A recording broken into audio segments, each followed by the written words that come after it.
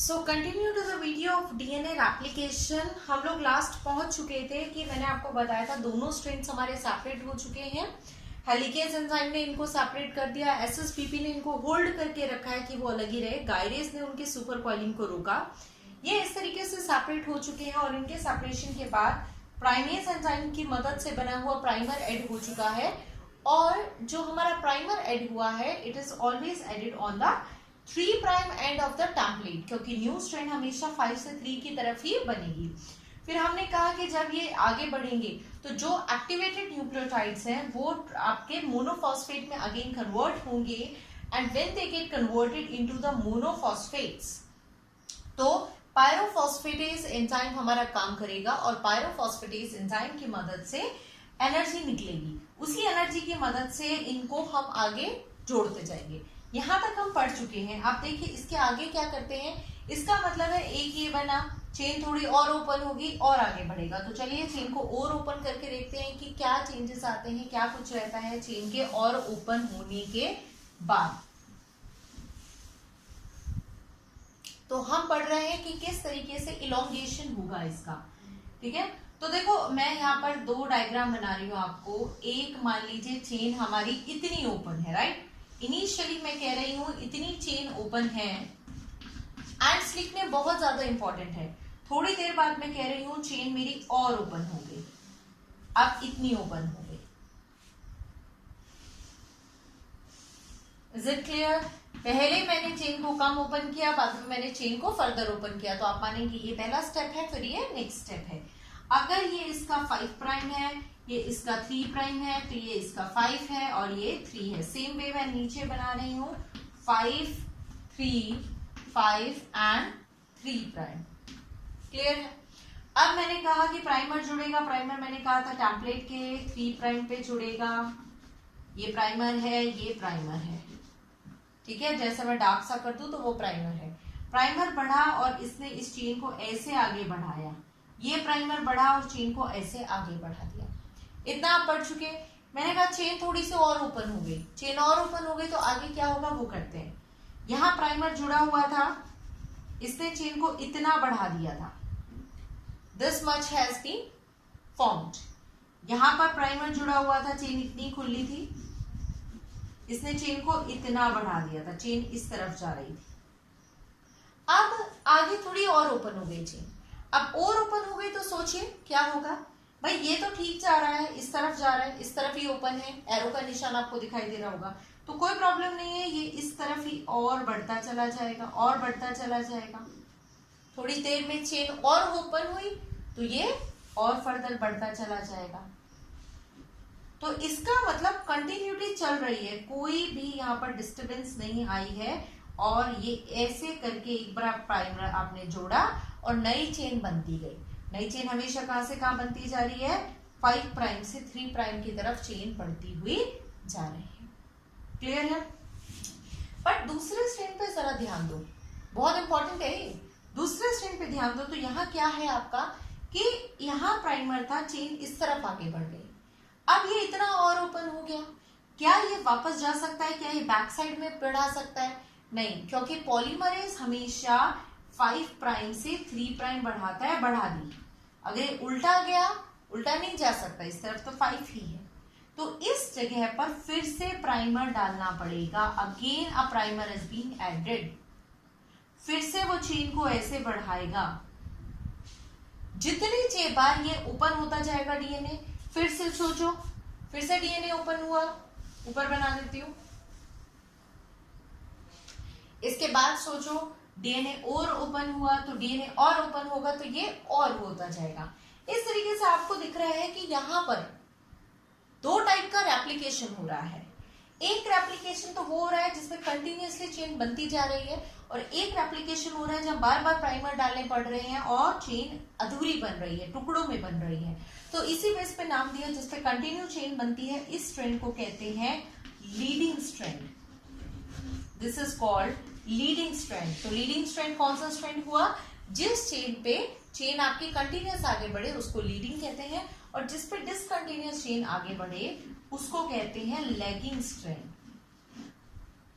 Question आपका यहां से बनता है, आपको ध्यान रखना है, लीडिंग और लैगिंग। और ये बिल्कुल मत करना कि आंख बंद करके बना दी लाइन, एक पे कुछ भी छोटा छोटा बना दी और एक पे पूरी चेन बना दी। ये जो नंबर लिखे आपने ना 3 5 3 5, इसका बहुत ज्यादा मैटर है। तो ध्यान रखो भाई, जिस पे 5 से 3 पूरी जा सकती है और किस पे टुकड़ों में जा रही है, तो इट मैटर्स। आपको पूछा जाता है ऐसा क्यों होता है एप्लीकेशन में कि एक चेन पे तो कंटिन्यूअस डीएनए बन रहा है जबकि दूसरी चेन पे डिसकंटिन्यूअस सिंथेसिस हो रही है, व्हाई दिस हैपेंस। तो यू हैव टू एक्सप्लेन कि जो हमारा डीएनए पॉलीमरेज एंजाइम है, it can add the nucleotides only in the 5 prime to 3 prime direction. तो ये 5 से 3 प्राइम के डायरेक्शन में सिर्फ न्यूक्लियोटाइड ऐड कर सकता है, अपोजिट में तो ये ऐड कर ही नहीं सकता। तो जब ये इस तरीके से जाएंगे तो क्योंकि हमारा डीएनए एंटी पोलैरिटी रखता है, इसीलिए एक टेम्पलेट तो इसको अलाउड करेगा कि 5 से 3 कंटिन्यूअस सिंथेसिस करे, पर दूसरे में सिंथेसिस उल्टी हो जाएगी, राइट। इसीलिए सेमी डिसकंटिन्यूअस प्रोसेस भी एक पे कंटिन्यूअस और एक पे डिसकंटिन्यूअस। तो शुरू में जो टुकड़े बने ना, ये पूरा डीएनए तो है नहीं, इन टुकड़ों को नाम दिया जाता है Okazaki fragments. These are called Okazaki fragments. ये ओकाज़ाकी फ्रेगमेंट्स है, ये नाम अभी आपको पता होना चाहिए। तो चलो मानो एक पे लीडिंग एक पे लैगिंग, जो भी है होते होते होते होते ये एंड तक आ जाएगा।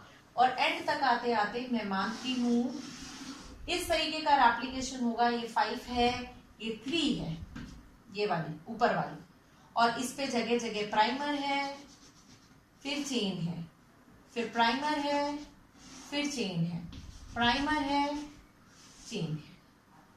क्लियर है? ये 3 और ये 5 प्राइम है। सेम वे नीचे वाली चेन से भी बना होगा। नीचे वाली चेन से बना होगा तो किस तरीके से बना होगा? कंटिन्यूअस बना होगा। पर यहां पर प्राइमर होगा शुरू में, that is 5 prime to 3 prime, और दूसरा हो गया ये अपोजिट 5 प्राइम टू 3 प्राइम। इनके बीच होंगे ऑब्वियसली बात है बॉन्ड्स। पर क्या हमारा ये डीएनए रेडी है?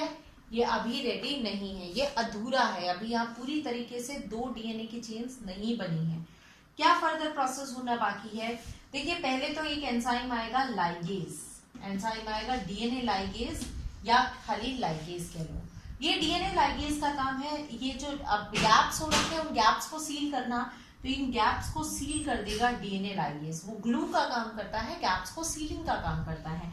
तो डीएनए में जितने भी गैप्स क्रिएट हुए हैं due to formation of the Okazaki fragments, these gaps are filled by the enzyme DNA ligase. ठीक है, ये इसने कर दिया।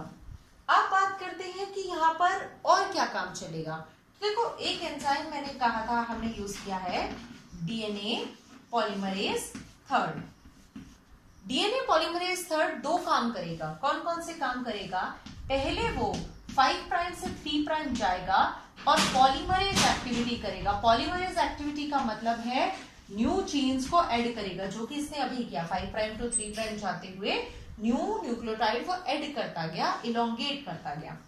अब दूसरी बात और सुनो, ये उल्टा जाएगा, 3 प्राइम टू 5 प्राइम जाएगा, यानी ये यहां से बढ़ते हुए यहां तक पहुंचा। अब यहां पहुंचने के बाद ये वापस आएगा। वापस क्यों आएगा? ये रॉन्ग बेस को रिमूव करेगा।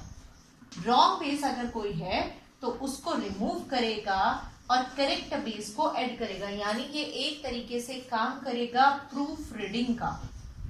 It will do the function of proof reading. Proof reading मतलब क्या है? करेक्शन है। ये करेक्ट करेगा, ये वापस जाएगा, उल्टा जाएगा, ये चेक करेगा कि हो सकता है न्यूक्लियो पॉलीमरेज से उस टाइम पर जल्दबाजी में कोई गलत न्यूक्लियोटाइड लग गया हो, तो it will go back and it will check. ठीक है, इट विल चेक कि कोई न्यूक्लियोटाइड गलत तो ऐड नहीं हुआ है, तो इस तरीके से करेक्ट न्यूक्लियोटाइड को ऐड करने का काम ये करेगा, इम्प्रॉपर से प्रॉपर बनाने का काम करेगा। ठीक है, और क्या फर्दर हमारे पास काम रह गया? एक सेपरेट, और ये जो एक्टिविटी है देखो यहां से यहां गया तो उसको पॉलीमरेज कहते हैं, और 3 to 5 ये आएगा, इस एक्टिविटी को एक्सोन्यूक्लियस एक्टिविटी कहते हैं। This is the exonuclease activity. अब एक एंजाइम और काम करेगा, that is DNA polymerase 1। DNA polymerase 1 क्या काम करेगा? डीएनए पॉलीमरेज 1 अगर फिर भी थर्ड से कोई गलती छूट जाए, हो सकता है कोई म्यूटेशन आ गई हो, कुछ गलतियां छूट गई हो, तो जो गलती थर्ड से छूट गई वो 1 वाला पक्का चेक करके आएगा। 1 वाला जाएगा, फिर से पूरे पे जाएगा और फिर से ठीक करेगा, और साथ साथ एक काम और करेगा, ये जो प्राइमर्स लगे थे वो RNA के थे, so it will go and it will remove these primers, in primer को रिमूव करेगा, और प्राइमर को रिमूव करके वो क्या ऐड करेगा, वो नॉर्मल जो न्यूक्लियोटाइड होने चाहिए डीएनए के, वो न्यूक्लियोटाइड ऐड करेगा। तो वो न्यूक्लियोटाइड को ऐड कर देगा पॉलीमरेज 1। तो 1 ने अपना काम किया, थर्ड ने अपना काम किया, तो इस तरीके से होने के बाद ये हमारा कंटिन्यूअसली आगे बढ़ गया। छोटे क्वेश्चन जो आ सकते हैं, अभी एक चीज मैं आपको बताना भूल गई, ये जो डायग्राम हमने बनाया था ना, इस तरीके का डायग्राम, ये जो डायग्राम बनाया था इसमें पूरा दिखा दो, एक लैगिंग और एक लीडिंग स्ट्रैंड, ये वाला डायग्राम कहलाता है रेप्लिकेशन फॉर्क। एक तो ये इंपॉर्टेंट है एग्जाम पॉइंट ऑफ व्यू से, डीएनए रेप्लिकेशन में रेप्लिकेशन फॉर्क का डायग्राम आपको सेपरेटली दिया जा सकता है। एक आपको पूछ सकते हैं, एक पे कंटिन्यूअस सिंथेसिस और एक पे डिसकंटिन्यूअस सिंथेसिस क्यों है।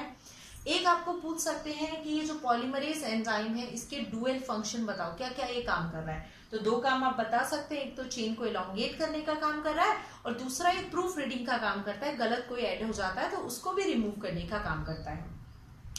न्यूक्लियोटाइड्स या डीऑक्सीराइबोन्यूक्लियोटाइड्स, उनके डुअल नेचर पूछ सकते हैं, तो 2 काम है, एक तो सबस्ट्रेट की तरह खुद ऐड होते जा रहे हैं, और दूसरा वो एनर्जी प्रोवाइड करने का भी काम कर रहे हैं।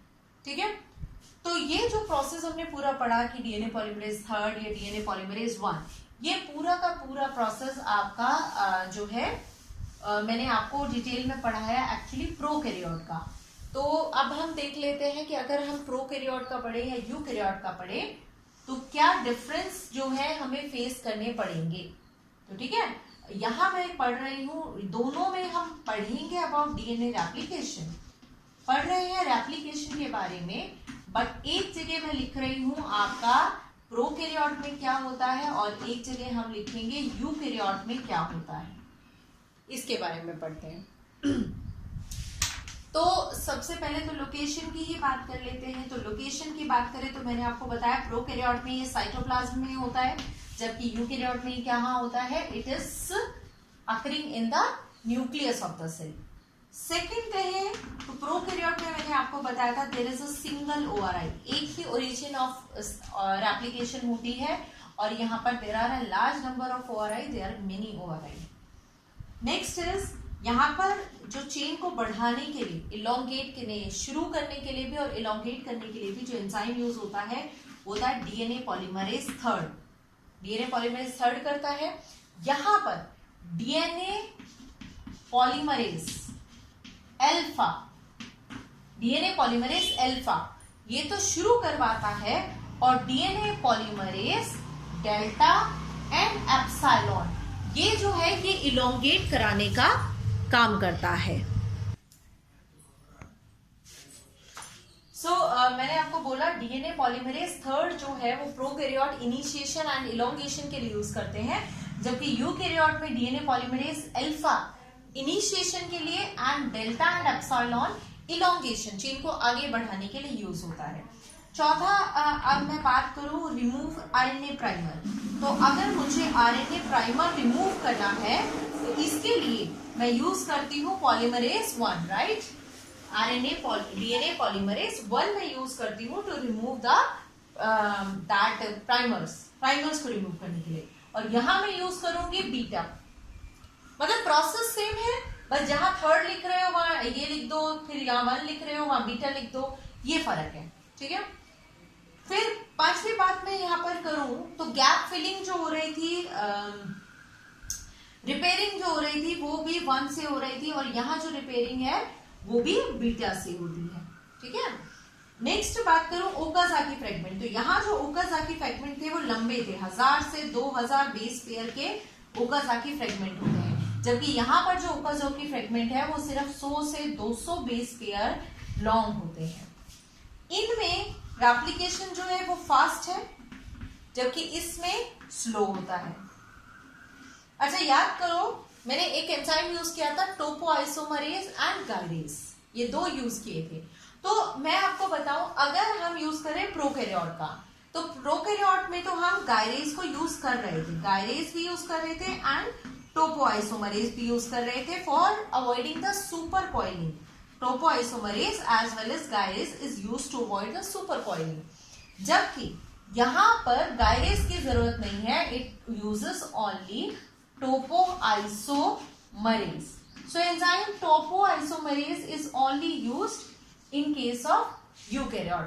तो ये कुछ डिफरेंसेस है between the replication in prokaryote and eukaryote.